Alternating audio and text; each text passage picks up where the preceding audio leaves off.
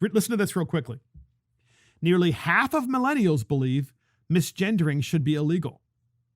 So almost half of all millennials in the United States, aged 25 to 34, agree that misgendering should be a crime, according to a poll conducted exclusively by Newsweek and for Newsweek that was published last week.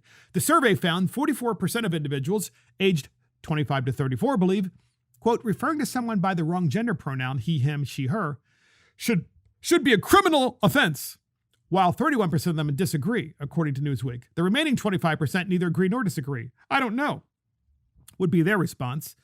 The poll surveyed 1,500 eligible U.S. voters and conducted by Redfield and Wilson Strategies. Ladies and gentlemen, I'm just going to say this on this particular dumbest bill in America.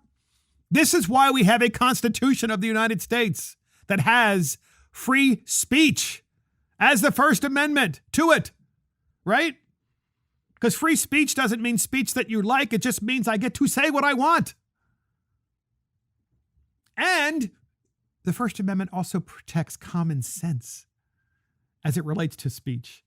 When you have a party that is so mentally ill that is bought into the idea that people can be more than one person from the perspective of pronouns. It's just ridiculous. But it's also kind of funny at the same time because I believe it's all going to come around, and I'm hoping that millennials get on board too, even though about half of them think this is okay. You know when it's not okay is when the millennials decide, when they start themselves going to prison or get fined or get caught up in the court system and have to take this stupid charge to the Supreme Court of the United States, who then would say, yeah, it's not a hate crime. It's not a hate crime. They're just words, okay? You may not like the words, but they're just words. And that is the dumbest bill in America. Misgendering is hate speech in the state of Michigan.